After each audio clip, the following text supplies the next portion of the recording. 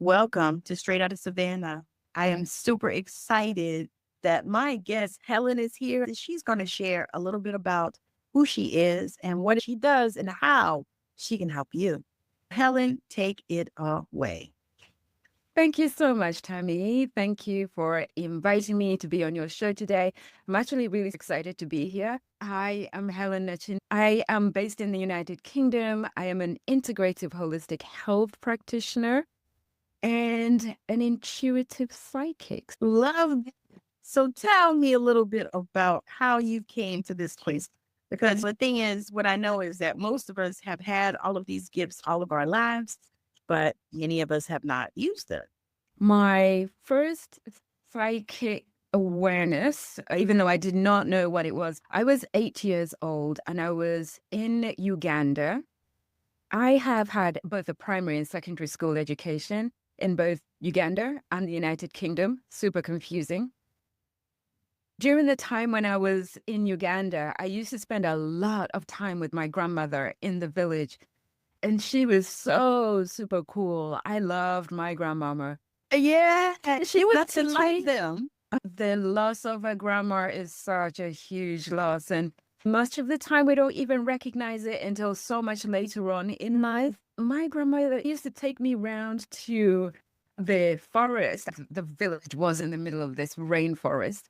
She used to take me digging early in the morning, like 3 o'clock in the morning, by paraffin lamp, going through the bushes. She would teach me how to plant everything. I know how to plant everything from beans to cassava to papaya to guava, passion fruit to sugarcane, you name it. I know how to plant everything because of my grandmama. One of the things she used to do, actually, when we were walking back from the farm, she used to show me all of these medicinal herbs and what they were for, how to prepare them, and everything I needed to know about them.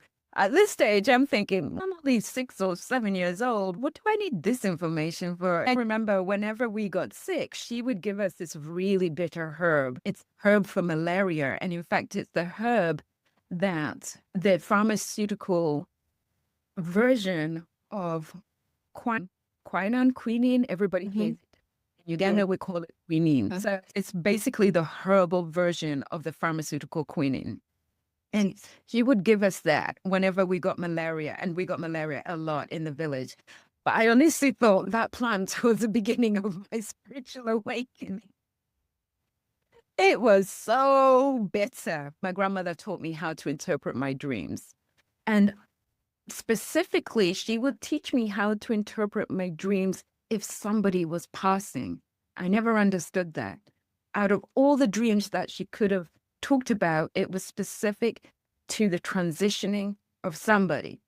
And so at the age of 8 years old, I ended up having this dream about my auntie. And I had only ever met this auntie once, and I visited her when she was sick, but I didn't think she was sick enough to pass. Yes. And one night I had this dream. I was in this big church and standing at the altar.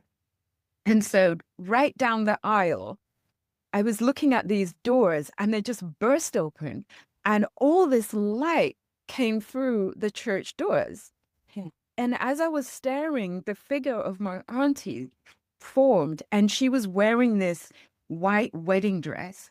And it just started, she wasn't even walking. She started to float towards me and bail on. And I'm like, what's going on here? In fact, I've got goosebumps as I'm saying that. But she starts floating towards me. And the closer she's getting towards me, the more scared I'm getting. And I'm just like, what is happening? What is happening? And I'm almost like having this sensation of an outer body experience. Yeah. And I felt, oh my God, I'm going to think. And I just literally woke up. The moment I woke up, I just knew she had transitioned. I was 8 years old.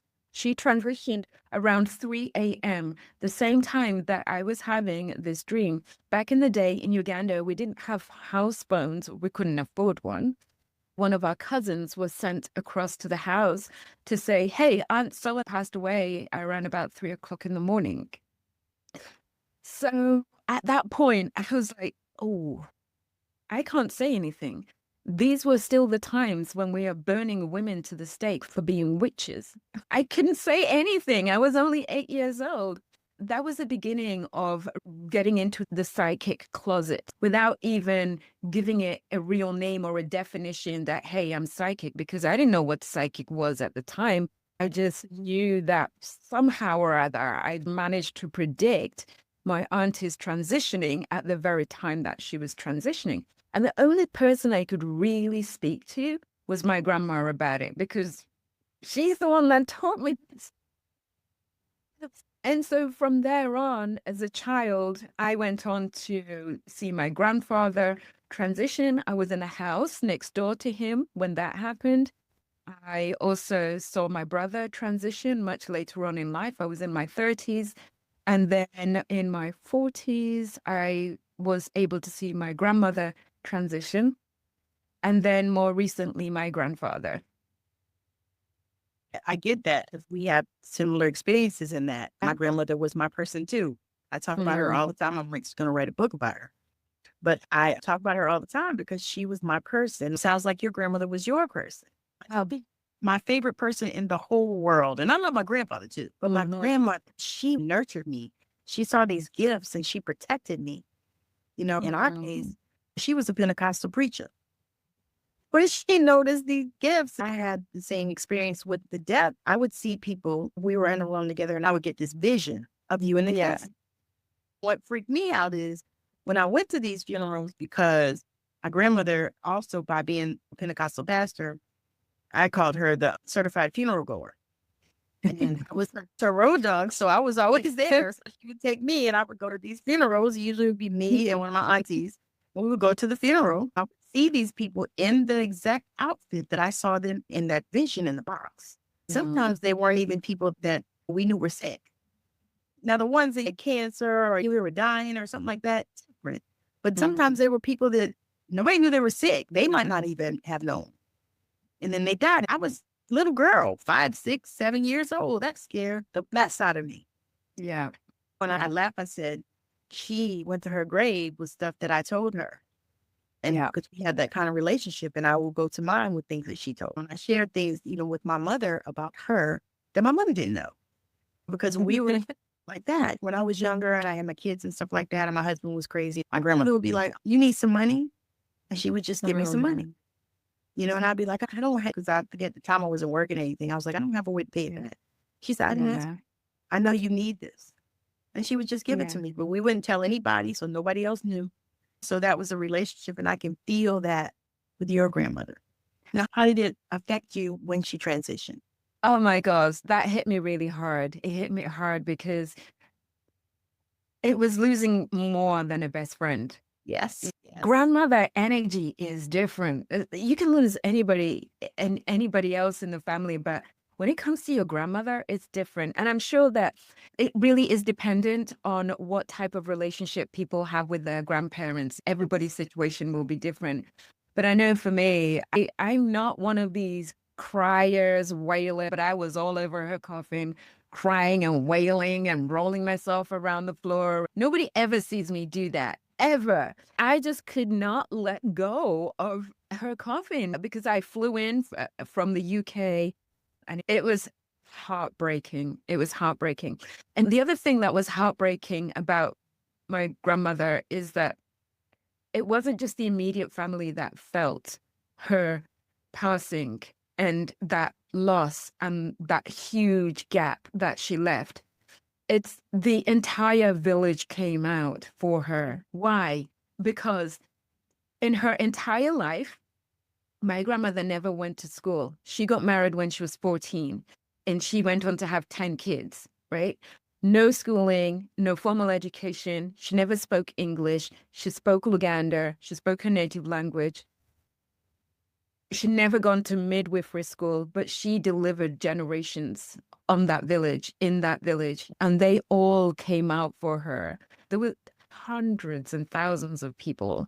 It was so lovely to see how many people she touched in her lifetime. Yes, and people you didn't even know. It was a And going back to the village where I did a lot of growing up, being a village child, knowing which herbs to pick for whatever ailment I had or somebody else had, and knowing how to prepare it. One of the heartbreaking things for me was actually seeing so many sick villagers and hearing about all these horrendous stories about how they have lost trust in their own medicine that is growing around them. Majority of them were queuing up for pharmaceutical medications.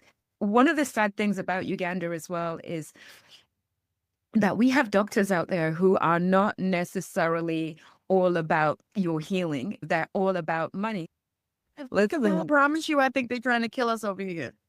Jeez. Just take this pill. And we don't know what it's going to do. And it probably won't help you because we don't really know what's wrong with you. So the thing is, like, I have a love and hate relationship with the medical world, and I'll get to that in just a moment.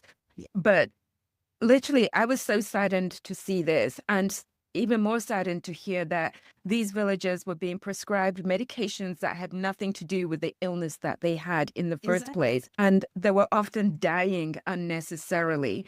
In every village in Uganda, what we call last mile villages, so really rural, really remote villages, we have over 30,000 people to one doctor. Did you say 30,000? Yes, to one doctor. How is it even possible? This is where we're having a lot of unnecessary deaths. My grandmother's death was actually one of them. One of my cousins, in honor of my grandmother, he came up with this idea to set up this mobile app so that, and it's called Moby. The idea of the app is that he has a pool of volunteer doctors all over Uganda, close to the villages. When somebody in the village is sick, they have done outreach projects where they have actually trained facilitators that know how to use the app and they know how to read symptoms. And so when somebody in the village is sick, they go to the nearest coordinator, and the coordinator will enter the symptoms into the app. The nearest doctor will respond, make an immediate assessment and say, okay, this is an emergency, or no, you can heal this from home, or whatever. That app has saved so many lives to date. In fact, you got a Global Citizens Award for that app last year. And I was in the audience. It was such a proud moment to see him talking about our grandmother and the app that he produced as a result of that. That's amazing. There is still more that can actually be done. Now, when I said it needs to be a prototype, because that's a problem all over the world.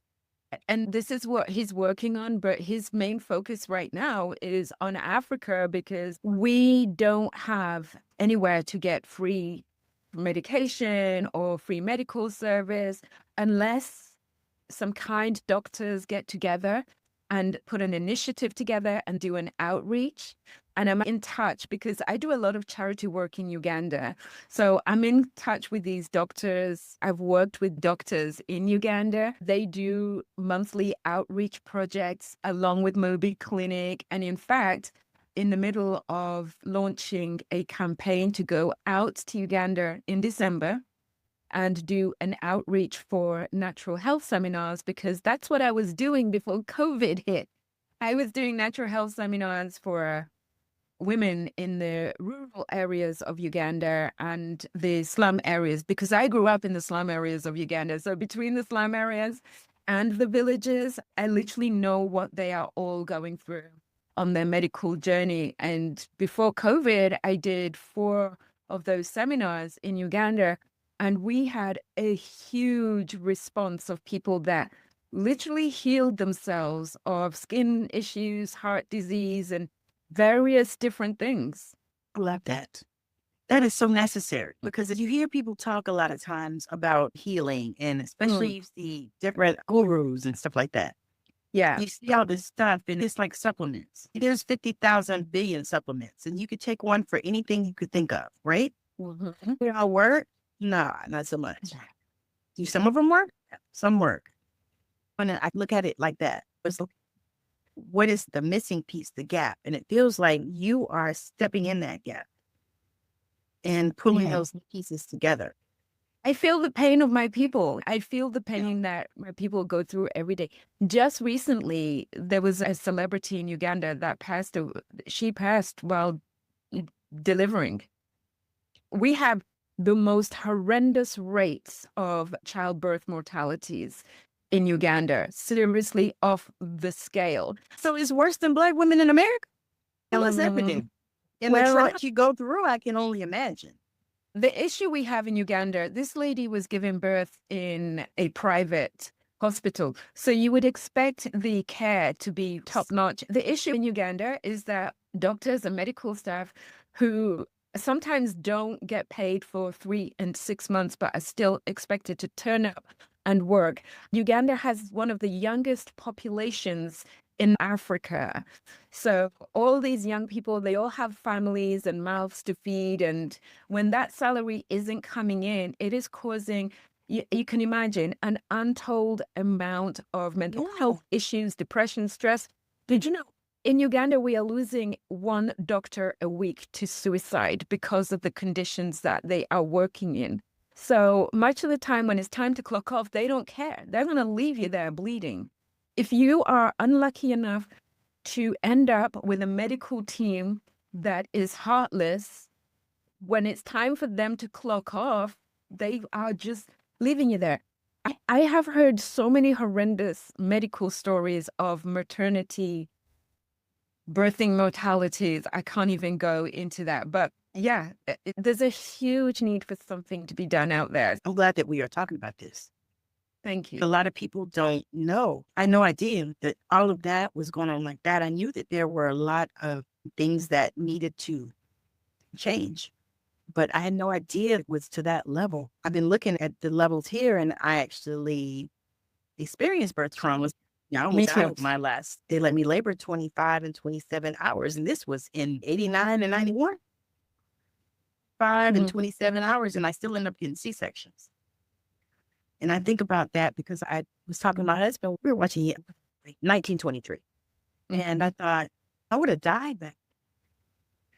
I said, because they would have been trying to make me push these babies out, and I never dilated past 5 in all those hours. And I was like, they would have killed me, they'd kill my baby. Yeah, and it's still happening now in 2025. It's really bad in Uganda. I just wish I could do something for everybody in Uganda. But you know what? We start small and then we grow from there. And my own birthing story brings me back to why I said that I have a love and hate relationship with the medical world. I have worked in the medical world as an auxiliary nurse and a care assistant because I wanted to see whether it was really what I wanted to do, but I chose the path of holistic health after I had seen what actually goes on behind the scenes in hospitals. And I worked on every ward other than A and E because accident and emergency, you have to be specially trained for that. But I have worked on dementia units. I've worked on cancer units. I've worked on mental health. I've literally gone the full spectrum. And the things were enough for me to say, I do not want to go into medicine, but I still do want to help people on their health journey in somewhere. So my birthing story, within 2 weeks of me being born in Uganda, I then contracted apparently some rare form of German measles. Exactly. Which then, because I was born in a clinic, my mother was told that, hey, I think it's time to transfer your child into ICU. And I spent 6 months of my life fighting for my life in ICU. Yeah, medicine saved me. So this is where I have this love and hate relationship with the medical world. I work with medical doctors in Uganda. We're constantly collaborating. I have medics, doctors in my family as well. We all have a purpose to serve. I do feel that there really is genuinely a place for both to exist. Yes. What I don't believe in is not giving people a choice. At the moment, we are in a situation whereby if you have a certain terminal illness, you are forced to take a set protocol. I've seen people take, and they've got so sick on these protocols, and they've come back to me and said, Helen, give me a solution. because I can't do this anymore. I've gone through 6 rounds of this Yes. and my body is tired. And they've Yes. told me it's come back again. Can you help me? And I have helped people with terminal illnesses. And I do feel that there is a space for both the medical world and the holistic world to coexist, but people have to be given a choice. Yes. It's not demonized for taking one choice or another. When I people do. come to me and they've been taking pharmaceutical medicines all their lives, they come to me and say, hey, I want a protocol to get me off this completely safely. Or they'll say, I'm not too sure if I want to come off this, but I want something to minimize the damage that it's doing to my body. Yes. And that's how I work with people in the medical world in that respect. And some people just want to come off it altogether. We have to stop demonizing people for their choices. I actually have an uncle that decided that they told him he needed to have dialysis. And he said that was not something he was going to do. If God didn't heal him, then he wasn't going to be healed. That was his stance. And a lot of people criticized him for that because he died. He was in his 60s, young. But that was his choice. And what he said, he always said, I'm not doing all that. Yeah. You know, he left here with this choice, but so many people did demonize him because, like your grandmother, my grandmother had 10 kids too. So there's a lot of us. Yeah. And a lot of us means a lot of opinion. Yes, I was like, Yep. I think he should have done it. He should have did this. He should have done that. I was like, no, if that's what he wanted, give him whatever his grace, what he wanted to do. We're here to hold space for each other's choices, not to tell each other what to do. You can always give somebody guidance, but you don't have to force them to think your way or do things your way, because we're all here to serve a different purpose. It's an equal purpose. It's no lesser than the other, no matter what choice you make. Yes. And two things can be true at the same time. Exactly. That's the thing people don't get is two things can be true at the same time. It doesn't have to be one thing or the other. It doesn't have to be black and white. Typically, it's never that. Something in the middle or whatever. But yeah, I believe that. Is there a way that you are putting together to build funds and stuff for that project? This is literally this project. I thought about this project 2 weeks ago. This is something I've always wanted to do. But 2 weeks ago, I was like, I really just need to do this now and take it more seriously and start to put a budget together for the fundraising campaign, which I put the budget together today. I finished budgeting for that today for 3 weeks out in Uganda to do this outreach project. What really got me going and gave me the propensity to push forward with this is that I've recently launched a community where I'm putting my health protocols into the community. And you and I are calibrator reflectors, right? So we feel this energy weeks ahead. So weeks ahead, I was like, okay, I really need to be working differently and showing up for the collective differently. I cannot continue to work the way that I'm doing because it's exhausting.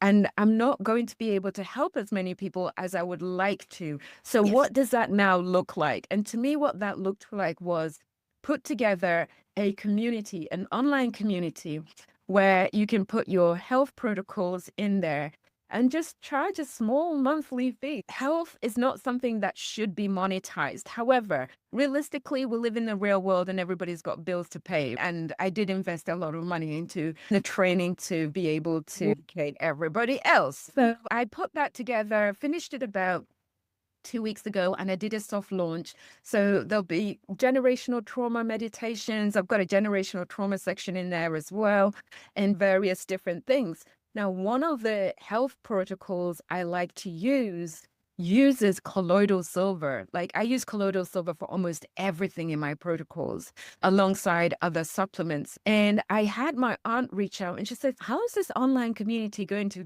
benefit people in Uganda? I said, okay, in Uganda specifically, that's a very interesting question. How it can help people is that I can train coordinators on the ground in Uganda, similar to what Moby Clinic did with their app. If I can train them on how to use colloidal silver safely with other supplements, they can help everybody else. I don't have to do this by myself. That can be replicated around the world as well. It's an online community, and I decided I'll show up once a week. I'll hold space for a live Q&A. If anyone needs to ask me something about a protocol, I'll be there to answer questions. And if somebody wants to work on a longer term journey with me, like 6-12 weeks for something more serious, then they have the option to do that too. But I always felt like these protocols should not just start with me. I have to put them out there. So it's not just an online community. I see it as a legacy for the collective. Yeah. Because your grandmother put all that in you. It doesn't need to die with you. And that's the thing that we have to realize when we've been mentored, because that's what we were by our people. And it's, no, this is not supposed to die. My grandmother was a healer, and she taught me a lot. I've been a hands-on healer since I was a child. I know I carried that, and she's strong in my hands. To me, it's like opening up the doors to the kingdom, because I finished this book. I had been working on it since February, and all of a sudden, I got this clear time, and I was able to channel it and finish it and publish it. So I was like, okay, this is a friend of mine. She's inspired me. I was like, I don't know. I feel in this space where I'm doing things that I enjoy, loving myself. And one of my teachers said this thing that I've been saying: what if this joy is real and I am authentically happy? I'm saying that 10 times every day, at least. And it feels so expansive, because so many times we don't recognize that this joy is real. That's so true. That's so true. And I feel it's because of the way we have been educated. We've been educated to think that joy and happiness have to come from working hard to get money. You have to have a 6-figure salary, despite the fact that it's about to kill you in the process. I come from a family of high achievers. I've had a lot to contend with, and I chose deliberately not to continue pursuing my degree in international politics. After doing the first year, I was like, I did do a diploma in travel and tourism management, and I'm currently at university finishing off a bachelor in holistic sciences, but that's a long distance learning type of thing. I come from a family of high achievers, so I felt, oh my gosh, I'm the only one that really hasn't gone to universities. How do I navigate this? I ended up setting up a very successful business many years ago, back in 2004, I think it was. I set up this really successful apartment concierge business, and I ended up with my clients being Countryside Properties PLC, which at the time were the biggest property developers in the United Kingdom. I was servicing their 5-star luxury apartment hotels. All of the staff were my staff, trained by me, and I was responsible for all of their apartment developments. It was quite high demand. 5-star apartments, you expect celebrities, expensive cars, all of that. It was a 24-hour service. It provided me with a great lifestyle, absolutely amazing. I wanted for nothing, had multiple expensive cars, lived in huge houses. I had the lifestyle. And to anybody on the outside looking at me, they would have thought, oh my God, she is living her best life. They'd have been singing that song. What's her life like? She's going. And I was in that illusion of, yes, I'm living my best life, but realistically, I'm getting about 3 hours sleep a night. Managing, at the time, it got to a point where I was managing 5 different live sites in different locations, one even outside of Manchester. Then I had this major health crisis. I was ignoring all of the signs, all of the symptoms, and it was just getting worse and worse. This was something I had ever since I was a child. I started my periods really young and everything.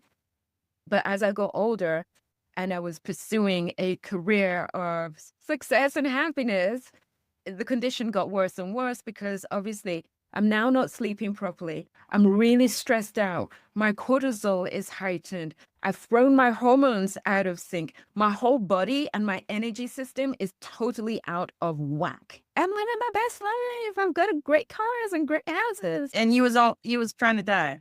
I was literally killing myself. I was literally killing myself. In the But you end, got a great car though and a great house. do you know what saved me actually was the property market crash of 2008. You know how everything happens in divine timing and right at the right time? At the time, I was so beside myself because the number one thing that they got rid of on every site was the concierge service, because that was coming out of the service charge for the residents directly. So my business was gone overnight, and I was stressed, depressed, I was sick. My marriage was falling apart. It was a tower moment. And that was a time that I was like, okay, it's time to look at this now. What's going on with me? What's going on with my sleep? I started to address the issues that were going on. I started to go back to the holistic health training that my grandmother had taught me. Unfortunately for me, that little health crisis ended up in a partial hysterectomy because I was still at the bottom end of my research. Had I known what I know now, yeah, we all know that story, don't we? And I decided to just, after I had the operation, I woke up crying my eyes out, realizing what I had done to my body. And it was irreversible. I was feeling so lost. And I ended up just shutting myself away in my house, locked the gates, didn't speak to anyone, unplugged all the phones. It was just me and my laptop in the darkness. All the curtains in the house were drawn. I remember messaging my mom and saying to her, don't worry about me. I'm fine. I might not be in touch for a while, but I'm okay, honestly. Phones went off. It was just me, my laptop in my bedroom in the dark. What did I do? I started researching, who am I really? Who is this being? What is going on with me? Why did I manifest this? Where did this come from? Was this an accident? Was it a coincidence? How did I get to where I am today? And that's when I found Dr. Wayne Dyer, then Deepak Chopra, Louise Hay, Sadhguru, Dr. Greg Braden, Dr. Bruce Lipton. And I started finding all these amazing teachers on YouTube. I would sit for hours and watch those videos. But alongside that, I said to myself, I don't want any other woman to go through what I went through. So I'm going to learn every single protocol there is to reverse this, because I know it's reversible. And I found it. I have the protocols to reverse fibroids and heavy periods and pretty much everything. See, I needed that 14 years ago. Because I had mine as well. I started with endometriosis at 12. And that would have been me. Tammy, Nobody diagnosed that, though. Did anybody diagnose it at 12? Well, Until 17. later on. There you go. He said he thought so, but he would have to blah, blah, blah. My mom was like, no. So when I got 17, that's when he did. And mom felt so bad because she used to send me to school. Or be poor. I literally remember wearing 2 super pluses and a pad. We went through this similar journey. Every decade or so, they would be like, oh, you want to get a hysterectomy? And I was like, no. I did the Defalupron, birth control pills, you name it. Whatever came out, I would try. I started hemorrhaging. I was bleeding 24 days out the month. I said, I can't do this no more. And I was still working like that, working 2 and 3 jobs. Like that was me. And do this. That was me. We went through a very similar journey. I started my period when I was 9 years old, and it was very early. It was very heavy from the get-go. I remember just passing out. I was at school and my period flowed through and I just passed out and I was literally vomiting all over the floor. It was nasty. I had to get sent home. From then onwards, it was heavy pads. By the time I got to say, okay, I'll take the operation, because that's all my surgeon gave me. The choice of a scalpel, or more trial drugs and other medications, or it was more IUD. I was offered that and I was like, no, I draw the line. Yeah. So at that point, I had 4 operations to remove fibroids, and every time they grew back aggressively. The point I said, okay, I'll go for the partial hysterectomy. This is what happened to me. It was shortly after New Year's. I went into my bathroom. I collapsed on the floor in a pool of blood. And my daughter was in the house with me. She was about 13, 14 years old at the time. And she couldn't find me anywhere in the house. She walked in and I was just bleeding out everywhere on the bathroom floor. And that's the most horrible thing for a child or anybody to ever have to walk into. And I felt so embarrassed and so bad for her. I had all these emotions going on.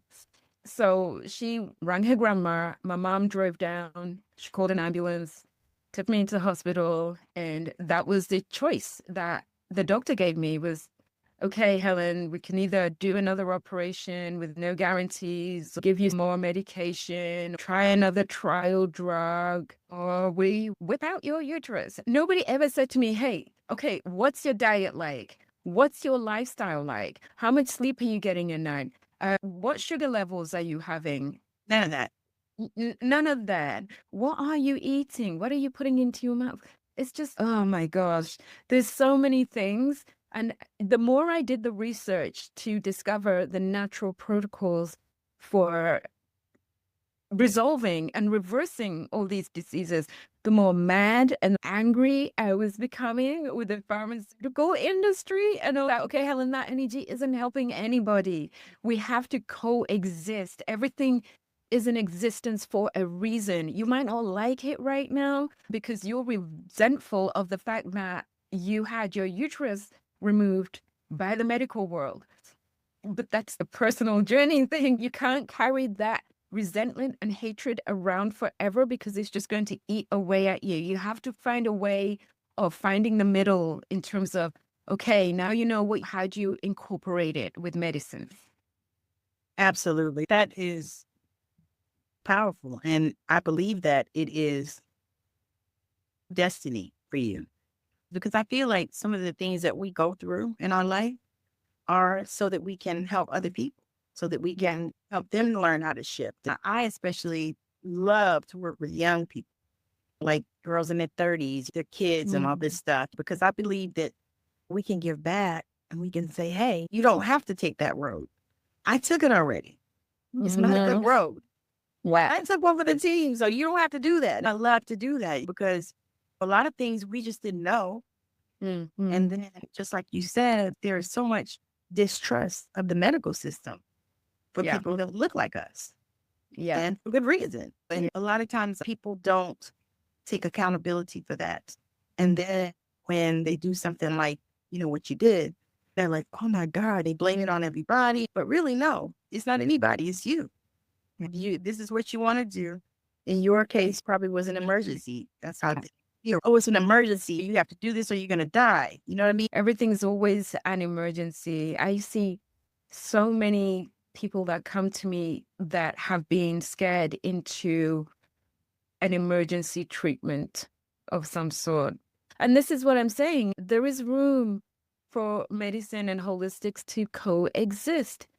We have to respect people's choices. It shouldn't be about bullying somebody to go one way or another. In the same way that somebody comes to me and they are asking me for information, I give them all the information. And at the end of the day, they still choose to go down the medical route.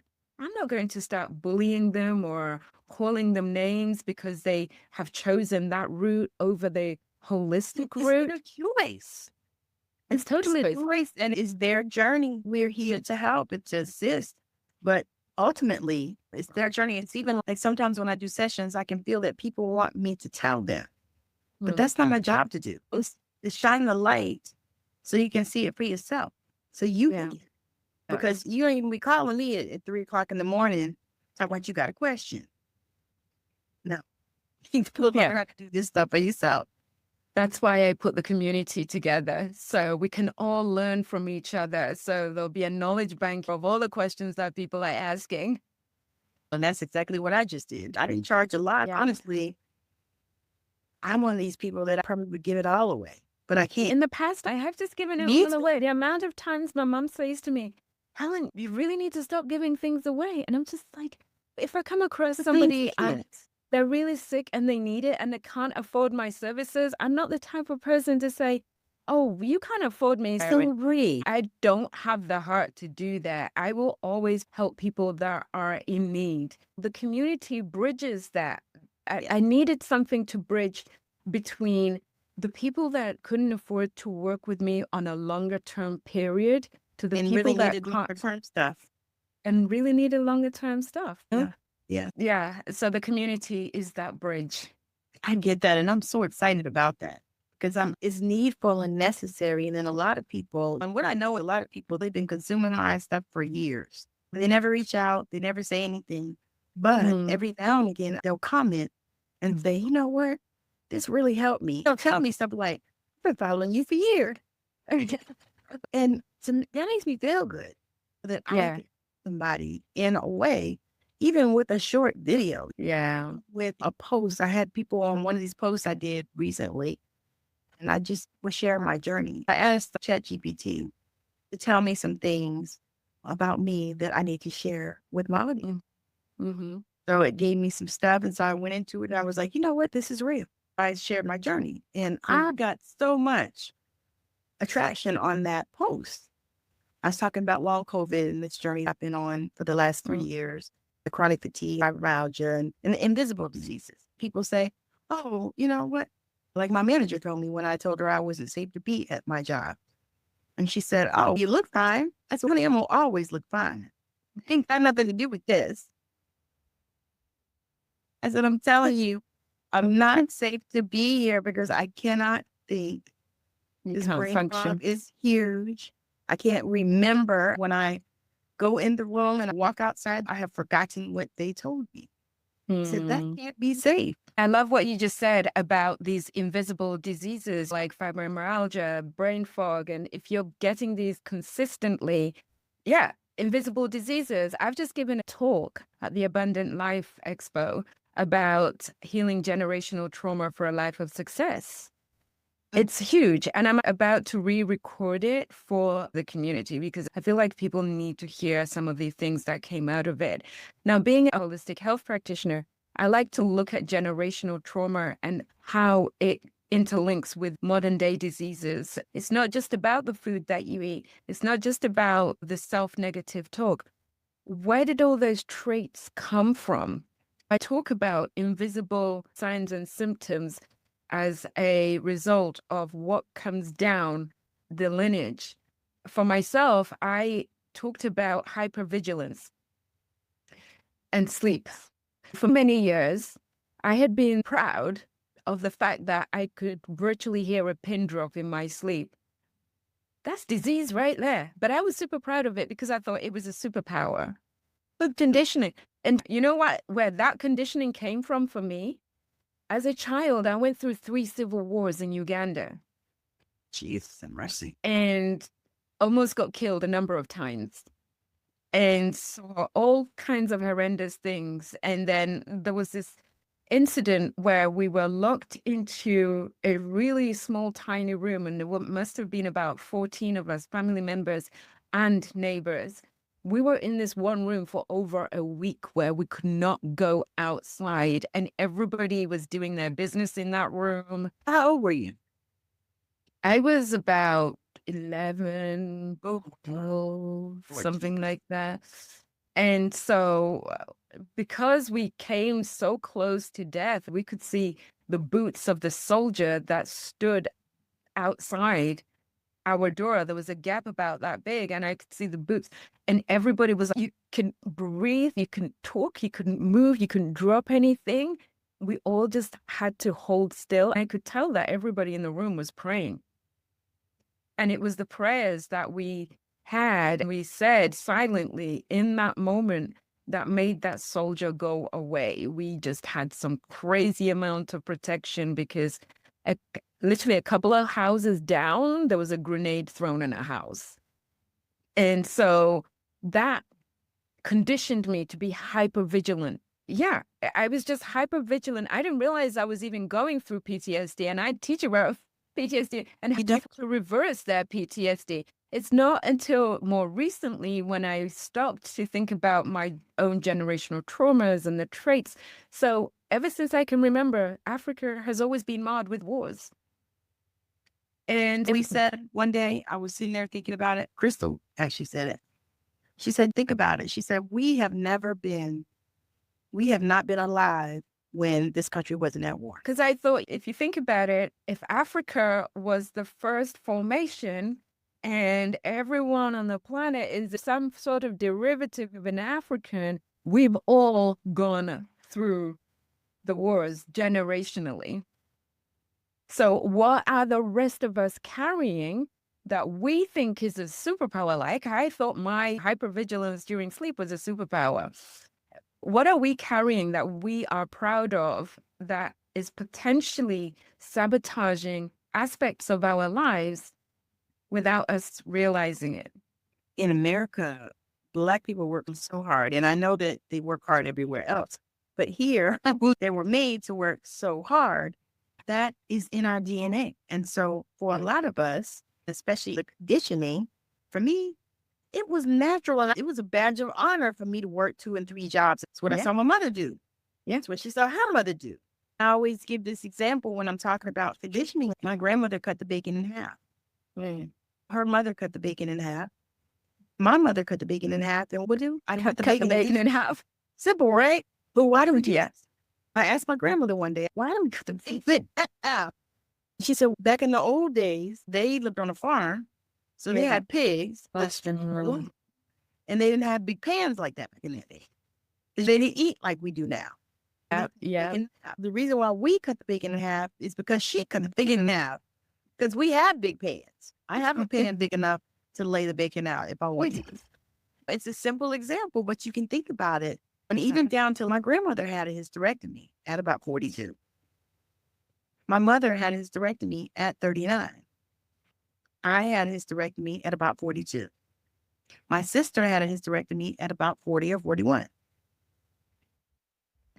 So what I realize is it's a generational trauma. So I started doing work to stop it in my lineage, to stop it with my daughter. I don't think she has all those problems that we have, but I did a lot of work. I did a lot of prayers and commanding. I noticed because my desire is I want to get my PhD in Ancestral. I've been thinking about that for years, and I'm like, okay, that's what I'm going to do. So as I get myself together and I'm able to read and retain information like I used to, or even better, I'm doing it. But that's one of the things. So when you started talking about the generational trauma, I was like, oh, yeah, it's time. People realize too. When I tell people, you have to think about it. Like I'm from Savannah. Savannah was one of the largest slave ports in America. Yeah. It was where they brought people in to Savannah and then carted them all over to New Orleans and Charlotte and all the places. And so we have down on our River Street, right on the water, in the caves, you see the hooks where they were chained. They're still there because they can't take them out now. The infrastructure would cave in. It's red state. They're not going to take care of it no way. And so they can't take them out. So they're in there. And the first time I went in there and noticed them, because we would go down on River Street, but the first time I went in there and noticed them, and I saw it and I looked at it and I said, is that? And as soon as I said it, I heard it. And I was like, oh my God. And I felt their energies in there because I can imagine what it felt like for them to be taken from a place that they knew and brought over here with all this fucking evil. Yeah. So I get that. Get it because I can. Sorry. No, go ahead. I get it because I can feel that.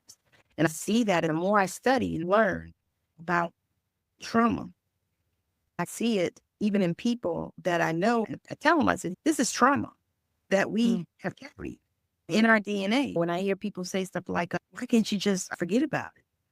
No, it doesn't work that way. That kind of trauma, you don't just forget about it. And I'll tell you a story real quick about when you mentioned seeing the chains. It literally took me back to last year in September. I was invited to do an ancestral healing meditation at the Jamon Hansu Foundation. They were having an event called A Time to Heal in Richmond, Virginia. So went along to do that. And we flew in a couple of days before. And my husband and I at the time, we basically went to the burial grounds. Something was saying, you've got to go to the burial grounds before you go on the stage.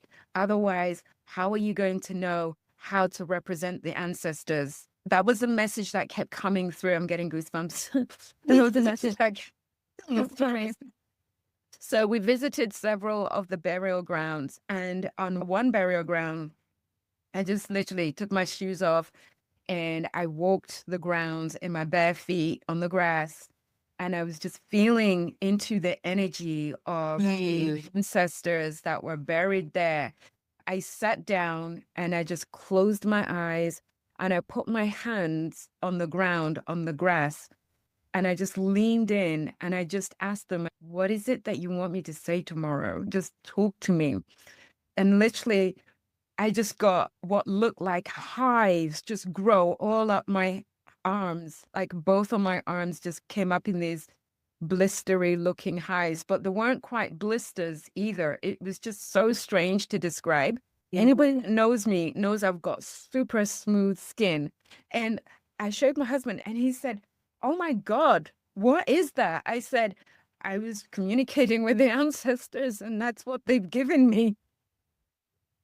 He was so concerned, but I said to him, don't worry about it. When we get back to the hotel, I'll just sort it out. I always travel with my colloidal silver. I have an emergency holistic health kit. I'm going to put that kit into the community, girls. I had my kit, so I had my colloidal silver when we got back to the hotel, and then I did a meditation, and within minutes, my skin went back to normal. That was one thing. The message still was not clear as to what I was supposed to say. But I also know that things don't always come through like that. Sometimes it just needs time to marinate. I trusted the process. And the following day was the press conference. Jamon was at the press conference doing his talk. There were photographers and all of that press conference stuff going on. I ended up talking to one of his publicists and a lady called Lauren from CNN. So I'm telling them about my experience at the burial grounds. I looked down at my hand and literally the perfectly formed handcuffs, imprints on my arm. And I was like, oh guys, look, they're showing me they want to be heard. I had imprints of the chains they wore. And everybody freaked out. They had never seen that before. As soon as they saw them, they disappeared right before their eyes. They wanted to be seen. Yeah, I said, yeah, they want to be seen. And it was just, yeah, the meditation that I went on to do later that evening was so powerful. So many people were moved by it. I had people following me down the street into the hotel, asking me to explain more about what went on. They were sharing their experiences with me, and people that weren't even spiritual were spiritual that night. It was incredible. It was incredible. I can imagine. Oh my God, you have a recording of it? No, unfortunately, I don't.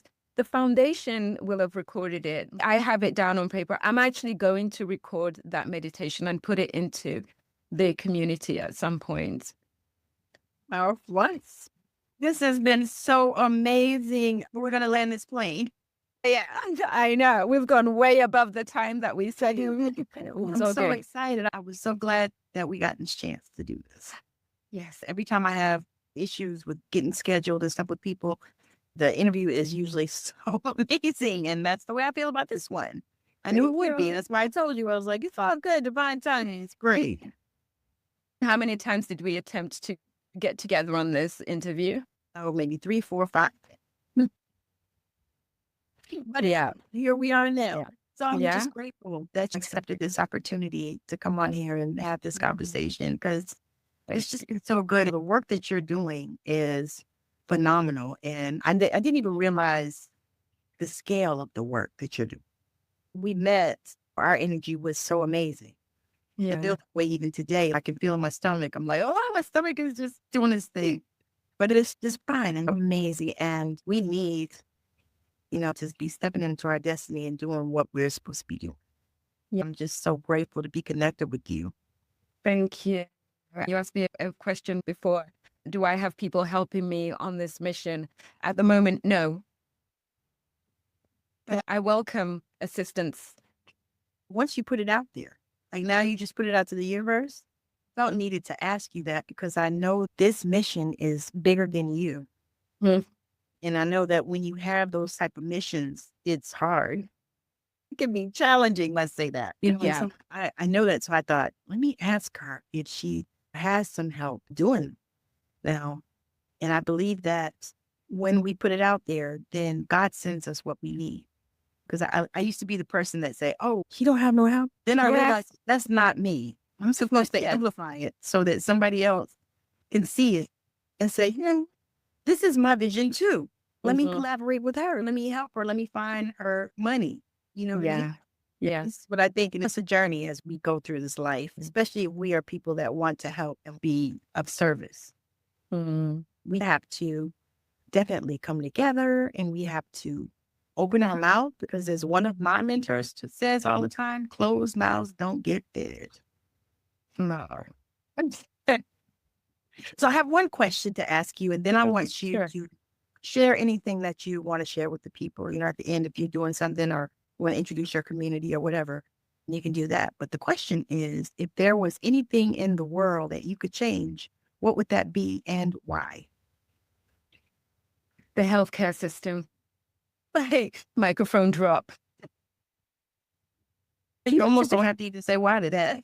Exactly. That's why I said microphone drop. Because we we know it's not just in Africa. It's not just in the US. It's not just in the UK.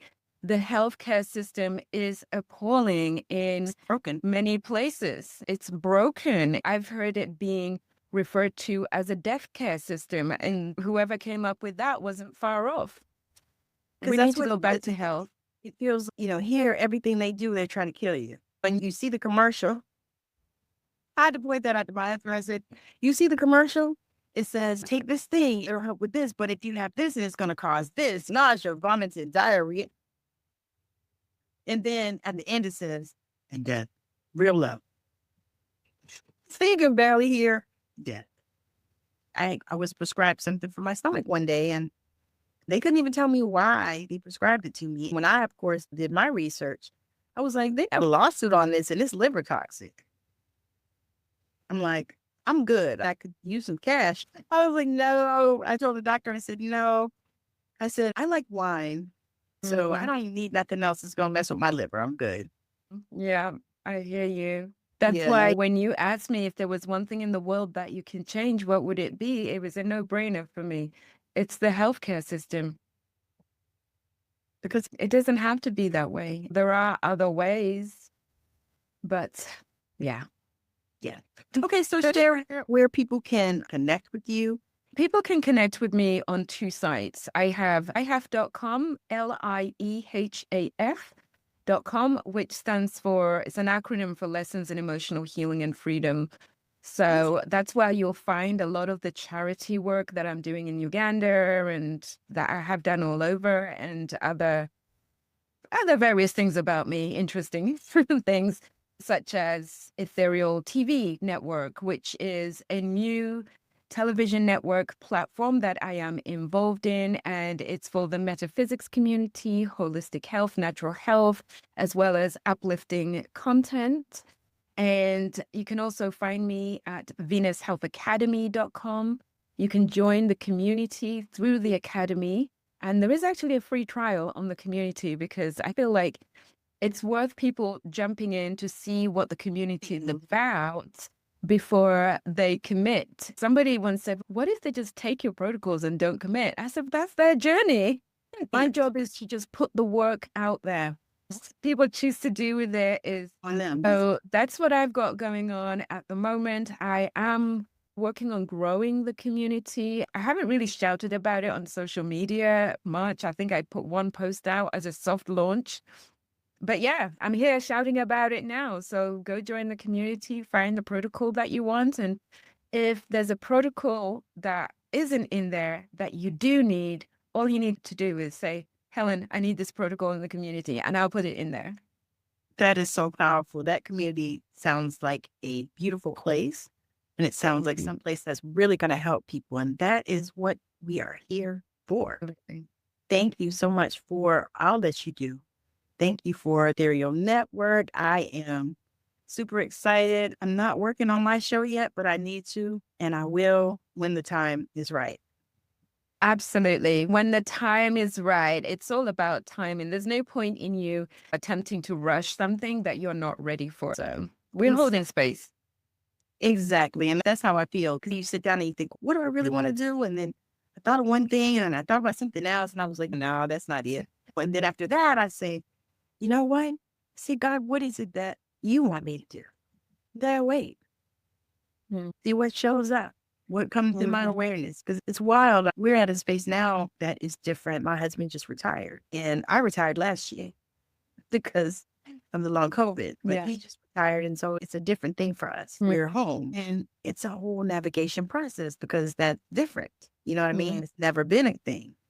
Except for on vacation or something. But so it's okay. We're navigating that. It's lovely. He's lovely. Yeah. But it's just a whole new situation. And I believe that as we go on this journey, that's what we're doing. Like, I feel like I'm zigging and zagging. I love football. I feel like I'm zigging and zagging. I'm back there to catch the pass. And then I'm going to throw away because this is life. Yeah. We're ever evolving. Yes, we are. So thank you so much for joining us today on Straight Outta Savannah. I am just full. You don't know, these things fill me up. That's why I love talking to my people. But it's just amazing. And I hope that as you're watching this, you get something out of this because this is why I do this. Because I love to bring it out and have people share because you never know who is watching and who needs what you have. You never know. Thank you so much. Namaste, everyone. And thank you so much for watching. Thank you so much for having me on your podcast today, Tammy. Appreciate you. Thank you so much for watching or listening. Helen Nachintu is an amazing soul and a beautiful holistic healer. She told her journey of how her grandmother taught her to work with herbs and make medicines. And she also has an amazing community where she is loading the protocols to help you with natural medicine, integrative medicine. So I hope that you enjoyed that. Your soul is calling, so you can remember who the fuck you are by sacred membership for live healings, activations, deep soul remembering. Click the link in the show notes and join us. It's time to remember, beloved. Thank you.